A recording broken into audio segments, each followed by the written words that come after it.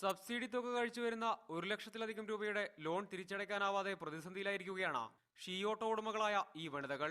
വലിയ പ്രതീക്ഷയോടെയാണ് 5 പേരടങ്ങുന്ന സംഘം ഷീ ഓട്ടോയുമായി നിരത്തിലിറങ്ങിയത്. എന്നാൽ ദളിത് വിഭാഗത്തിൽപ്പെട്ട ഇവരുടെ പെർമിറ്റിനുള്ള അപേക്ഷ സാങ്കേതിക കാരണങ്ങൾ പറഞ്ഞ് നിരാകരിക്കുകയാണ് പത്തനംതിട്ട RTO ചെയ്തത്. പരാതിയുമായി കലക്ടറെയടക്കം സമീപിച്ചെങ്കിലും RTO നിലപാടിൽ ഉറച്ചുവന്നതോടെ കോന്നി നഗരത്തിൽ തന്നെ പെർമിറ്റ് ലഭിക്കാനുള്ള ഇവരുടെ ശ്രമങ്ങൾ പ്രതിസന്ധിയിലായി. RTO ഓഫീസിൽ അപേക്ഷ കൊടുത്തു, കലക്ടർ ഓർഡർ വാങ്ങിച്ചുകൊണ്ട് കൊടുത്തു. എന്നിട്ടും RTO പറയുന്നത് ഞങ്ങൾക്ക് പെർമിറ്റ് തരാൻ പറ്റത്തില്ല. ഞങ്ങൾക്ക് കോന്നി കിട്ടിയില്ലെങ്കിൽ ഞങ്ങൾക്ക് ഓട്ടോ ഓടി ഈ CC അടയ്ക്കണം. 3,500 രൂപ വെച്ച് മാസം ഞങ്ങൾ ഇതിന് CC അടയ്ക്കണം. ആ CC അടയ്ക്കാൻ ഞങ്ങൾക്ക് പറ്റത്തില്ല. കാരണം ഓട്ടോ സ്റ്റാൻഡില്ലാതെ കിടന്ന് ഓടിയോണ്ട് ഞങ്ങളെ ആരും ഓട്ടം വിളിക്കുന്നില്ല.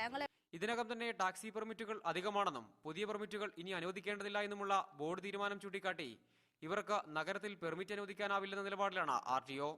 എന്നാൽ നഗരത്തിന് പുറത്ത് പെർമിറ്റ് ലഭിക്കുന്നത് പ്രയോജനകരമല്ലെന്നാണ് ഓട്ടോ ഉടമകളായ വനിതകളുടെ നിലപാട്. സാമ്പത്തിക നഷ്ടം സഹിച്ച ഇനിയും മുന്നോട്ട് പോകാനാവില്ലെന്നും ഇവർ പറയുന്നു. സ്വാധീനമുള്ളവർക്ക് പെർമിറ്റ് അനുവദിക്കുന്നുണ്ടെന്നും ഇവർ പരാതിപ്പെടുന്നു. 1 മാസത്തോളമായി പെർമിറ്റിന് ഓഫീസുകളിൽ കയറിയിറങ്ങുകയാണ് ഇവർ. അത് എന്നോട് പറഞ്ഞു തരാം, നിങ്ങൾക്ക് എല്ലിറക്കലായതുകൊണ്ട് തരാം, അതുകൊണ്ട് പേടിക്കണ്ടെന്ന് പറഞ്ഞു. ഇന്ന് ഞാൻ ചെന്ന് ചോദിച്ചും പറയണേ അവിടെ തരത്തില്ലെന്ന് പറഞ്ഞു. അപ്പം ഞാൻ ചോദിച്ചു കാരണം എന്താണെന്ന് ചോദിച്ചാൽ പറഞ്ഞു അത് അവിടുന്ന് പറഞ്ഞിട്ടുണ്ട്, സ്റ്റാൻഡിൽ നിന്ന് എല്ലാവരും കൂടെ എഴുതി തന്നിട്ടുണ്ട്, തരത്തില്ല അങ്ങനെയെന്ന് പറഞ്ഞു.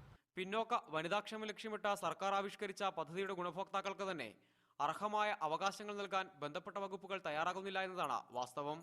ഇനി ആരോട് പരാതി പറയണമെന്ന് പോലും അറിയാതെ ഈ വനിതകൾ കുഴങ്ങുകയാണ്. മീഡിയ 1 പത്തനംതിട്ട.